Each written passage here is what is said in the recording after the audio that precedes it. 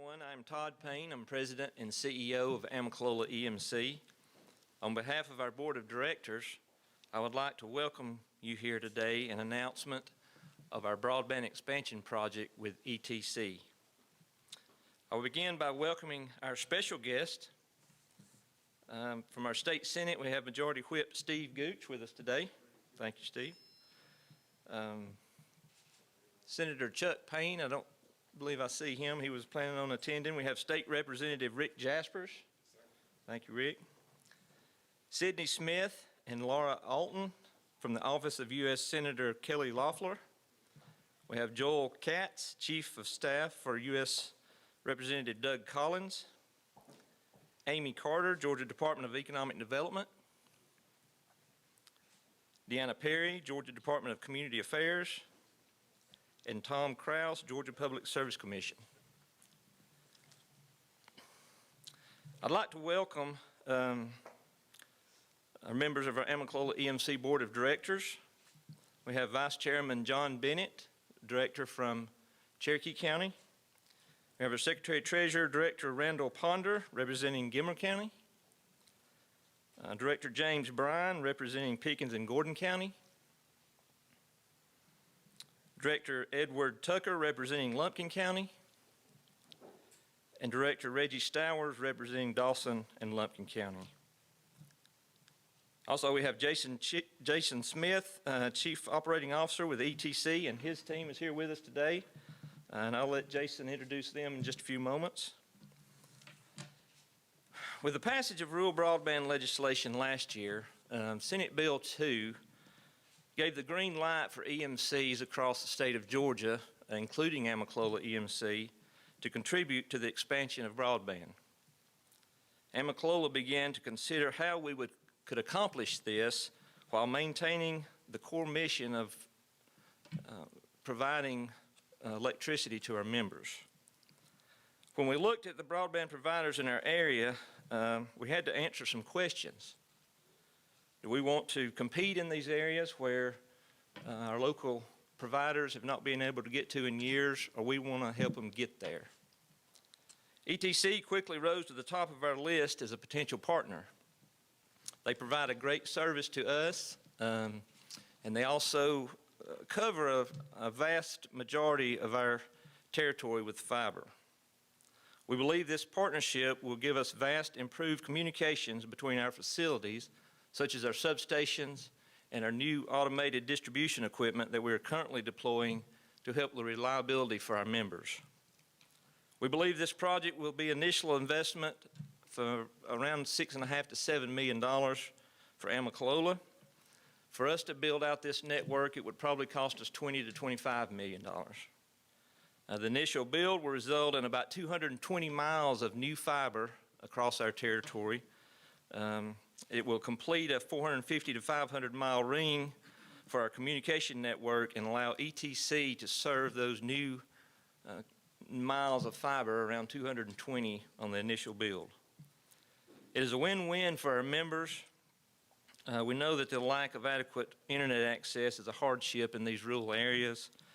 We are excited about working with ETC to help bridge that broadband divide, while at the same time improving our reliability for our members. We've worked on joint projects for many years with ETC and are happy to be a partner once again with a trusted and reliable provider like ETC. With that, I'm going to turn it over to Jason Smith, Chief Operating Officer for ETC. Thank you, Jason. Thank you, Todd. I had all these data points, but Todd stole them all already, so I'll just say thank you. Now, I do want to start and say a little bit about ETC. Some of you folks may not know about us. LJ Telephone was founded in 1903.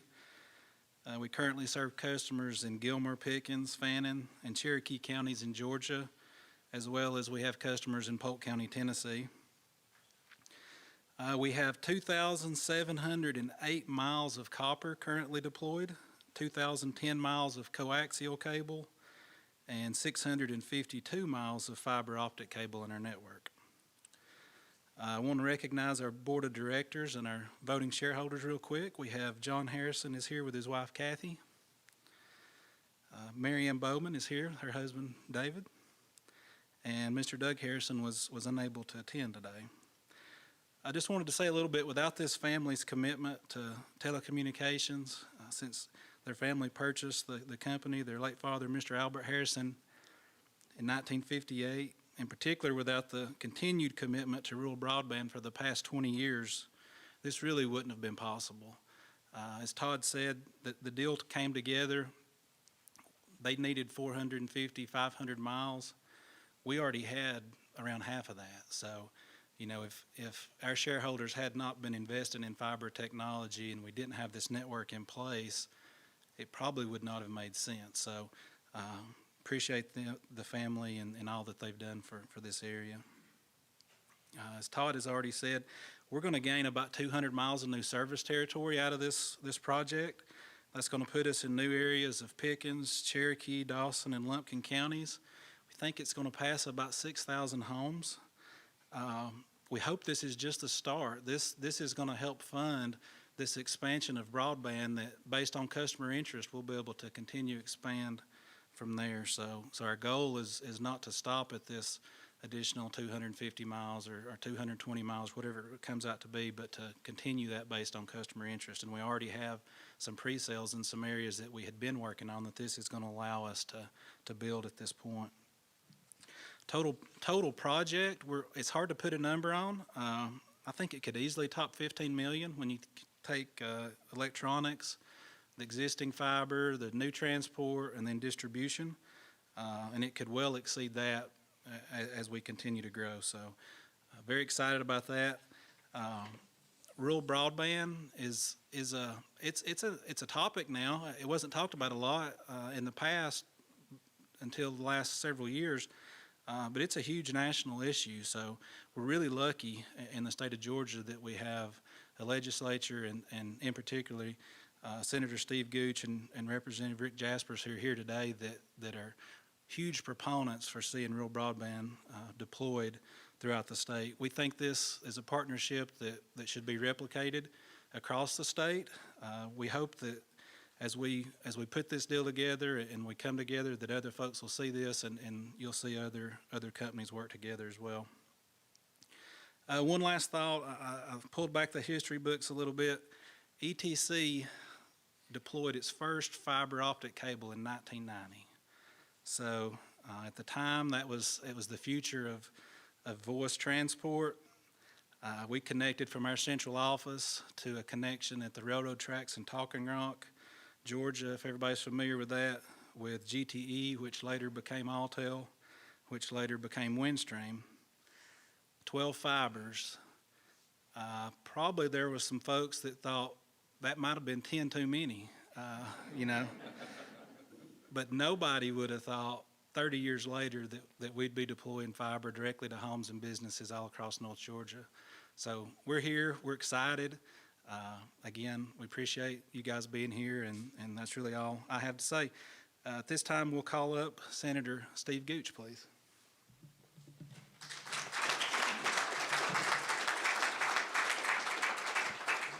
Good morning. It's great to see everyone. And a cool morning here in North Georgia, but I'd rather be here than anywhere else on the planet. I've spent the last 10 years in the state Senate representing you folks here in Gilmer County, and the rest of my district includes North Forsyth, Dawson, Lumpkin, White, Union, Fannin, of course Gilmer, and part of Pickens. And so a big part of that district is the Amicalola territory, which I'm a member of myself over in Dahlonega. I have a couple of accounts still with the Amicalola Electric. I'm also a member of Georgia Power. Living in downtown Dahlonega, I get my power at my home from Georgia Power, but I can tell you that I've always had a good service from Amicalola EMC, and I appreciate the hard work that all of your people do, and especially your linemen. Days and nights in the winter times on top of cold mountains with ice and snow, trees falling on power lines and phone cables. It's not easy for your men and women to do the jobs that they do, both in the power in the telecom industry, and we appreciate all that they do. They put their lives on the line for us citizens on a daily basis. And some of my board members here, Edward Tucker, of course, he and I go way back in politics, and of course Reggie and Kathy Bird, I've known them for many, many years. We appreciate your service to this organization as well. We spent a great deal of time at Atlanta working on issues that benefit and impact your businesses, and we appreciate all of the private contributions and the capital. The Harrisons, thank you for your contribution to our communities over the years, and all of your monies and your family treasures to invest in North Georgia, to create jobs, but also to help bring industry and economic development to this region. But we have the pleasure of working with some great men and women at the Capitol that represent you while you're up here working.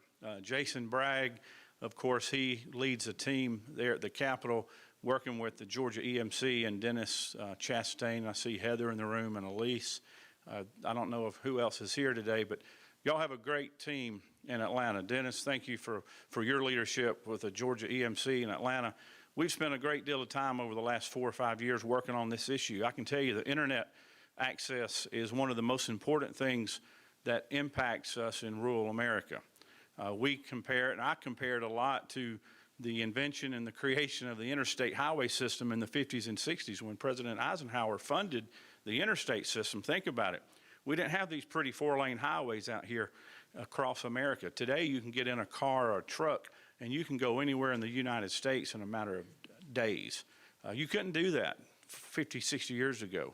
The same today with the internet access. If you don't have internet access, you can't reach out across the world as a small business owner and do the kind of things that other people do that are in bigger cities. We see services in big cities that are gigabit services, and we didn't have that in rural Georgia, and we didn't have that in rural America, but we're making progress toward that at a rapid pace. Not as fast as some would like, because it takes millions and millions of dollars of investment to get there, but I think we are making good, steady progress, and we're moving the ball in the right direction.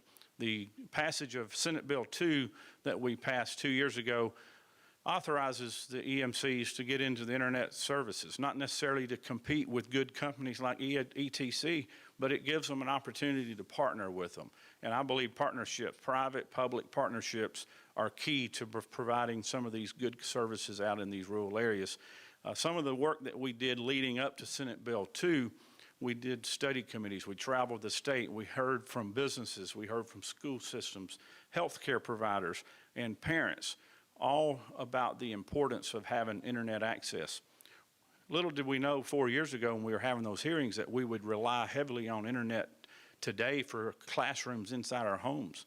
A lot of our children today are having to do online classes because they're not allowed to go back into the classrooms yet because of the pandemic. Even more reasons why we need internet access to the home. More than your standard 2 megabits of speed. That's not acceptable any longer. We have to be reaching higher for higher and higher speeds. 25 is a minimum, in my opinion. 1 gig is unbelievable. To have a gigabit of service to a home is incredible. And I think we're all going to get there someday. It's just a matter of how long it's going to take to get there. But through our studies, we learned from what other states were doing, and we experienced some of the same things here in Georgia that they had experienced in other parts of the country. But one thing that I'll always remember was the questions that I asked some of the other states. What was the most significant change that you made to state law that made the biggest impact on the internet access to your rural part of your state? Every person that I asked that around the country, the immediate response was authorizing your EMCs to deploy broadband services. That was the most important thing that they had done in their legislation. And so that led us to the creation and the passage of Senate Bill 2, which I'm proud to be the sponsor of in the Senate. And of course it passed the House and the governor signed it. That's just the beginning. There's a lot of work to be done. We've predicted unofficially that it could be as much as $1 billion of investment to truly fix the broadband needs of our state. And that's not only in the rural parts of our state, but also in the urban and the suburban areas as well. We have a good partnership with the Georgia EMC. We have good partnerships with companies like ETC and other cable providers. We have to continue to work together for the good of our citizens, and I believe we will be a successful state in that venture.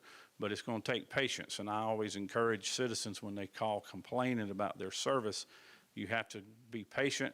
The progress is steady, not moving as fast as some would like, but I think we're going to get there. But thank you for allowing me to speak this morning and share a few words with you.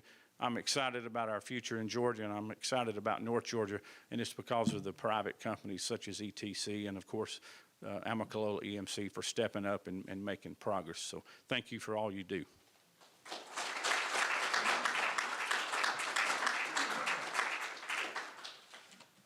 Thank you. Rick Jaspers, the state representative here in Pickens County, but I just want to change just a little bit. We haven't talked about something that happened in our community 3 or 4 weeks ago, is this storm. And Todd, just from the regular folks that had their power out for a few days, and to Joey Fellows, I saw Joey here, and the linemen that worked so hard. Your board members know it. Getting the power back on in our area was a Herculean task, and y'all really did it. And did well, and I appreciated that. You know, Speaker Ralston would be the one speaking today, but he can't. He had surgery, and Speaker Ralston probably might be listening, and he's getting better. He had a pretty serious surgery, and he's sitting at home recovering. We're looking for him to getting back, because just as Senator Gooch talked about, this was his baby too. You know, we're on the cutting edge of something here. You know, Moultrie, as Amy Carter, you know, was down there when Moultrie and their EMC did this a couple of weeks ago. I've been pushing Todd, when are we going to talk about it? Because they've been talking about this for, what, a year at least. And the Harrisons, thank y'all, because they've been working hard on it. And we wanted to be the first ones, but we weren't. But we're right there with it. And when Speaker Ralston created the Rural Development Council 4 years ago, we had our first meeting in Toccoa. This was the issue you heard loud and clear. I mean, there was no doubt that over the next 4 years, this was every meeting, and we had 40 different meetings over the last 4 years. I've been the chairman of the Rural Development Council for the last 2 years. It was everywhere. That was the thing. How are we going to address rural broadband? How are we going to put it out? How are we going to cooperate? I mean, everywhere across the state. It's been real neat to get to do that. You know, Speaker Ralston made that comment that everybody's used since then is you want to make sure your opportunity wasn't restricted by your zip code. And now that we have, I would also say, our census tract. Yes, she knows, and they've done so much work on it. Because that's been very important. You know, we've made it, across the state, they made it loud and clear that we needed better internet access, and it's something we started working on real quickly to make sure it got better all over the state. I knew that we could do it. You know, during the legislature with Senator Gooch and I, these issues aren't easy. You know, they're tedious and they're tense. And because, you know, you're taking and giving and taking and giving. And folks like Jason Bragg have just been great at cooperating with everybody and making it work out. And I appreciate it. You know, because we felt, like Steve does, that we're using the best of both parties. The technology that they have, the people that they have. We want to see that cooperation, want to see it move on. And I'm glad to say that I'm very proud that, you know, my EMC, that I'm a member of, and the telephone company that I pay a bill to every month are the leaders in this. And and we're just happy to be there. But I was thinking about this morning. You know, we had an ice storm here a little bit, or snow, excitement. So 2 days ago, we had a digital learning day. And, you know, so the teachers are all working from home. And most of them, it seem like most of them, what I can tell, have good internet access. But of those 6,000 homes that you talked about, there's a significant number of those kids that did not do digital learning 2 days ago. They couldn't. You know, so they're behind a day. They're behind more than a day. This will change that over time. And that's what I'm the chairman of the Education Committee right now, and knowing that, you know, education has totally changed this past year. into this, what we were talking about here. And board members, thank you for being on board and cooperating with Todd and Harrison family. You also for making sure this happens, because it's changing North Georgia, and we're proud to be a part of it. And I just want to brag on my senator, because he's been a leader in this, as is Speaker Ralston, and I'm just proud to be here and be a part of it. Thank you.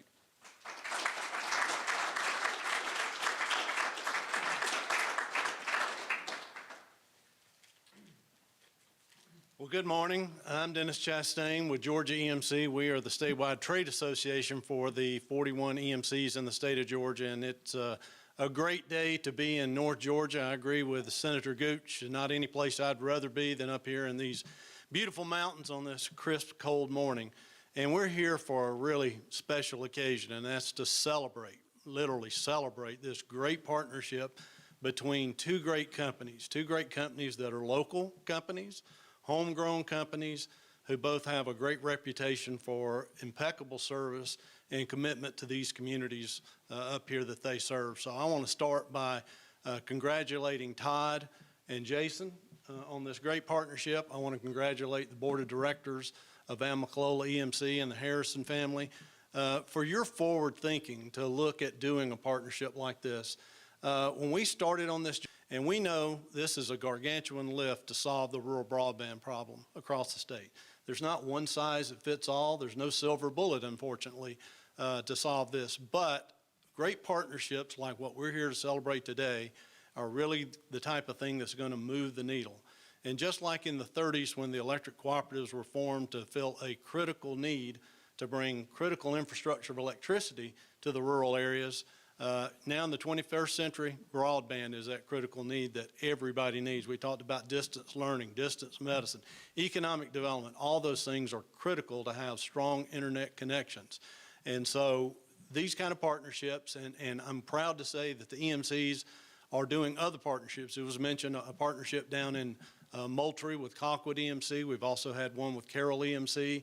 And then Diverse Power, who's over in the LaGrange area and serves down in southwest Georgia, they've gotten into the business this year and also serving rural areas down in southwest Georgia. So just really proud of this announcement today. And I do believe it's a model. I think it's a model that a lot of folks are going to follow as we go forward. So I think there's going to be exciting things to come. I think this is just the start, and look forward to seeing what's going to happen as we move into the future on this rural broadband issue. And with that, I think that concludes our program. So there are box lunches to the right. If you'll go into the room there, there are Chick-fil-A lunches. And just thank you all for being here today.